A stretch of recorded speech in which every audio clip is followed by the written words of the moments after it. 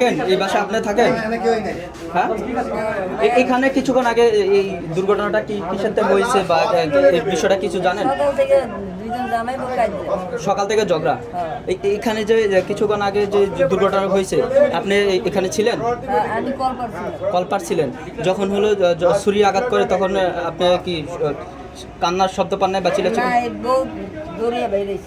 ওই মহিলাই দৌড়ে বাড়িছে, বউ ছেলের বউ দৌড়ে বাড়িছে।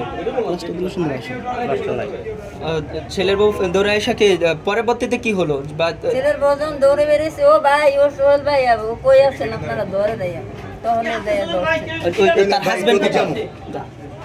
তার হাজবেন্ড কোথায়? তার হাজবেন্ড অফিসে ছিল।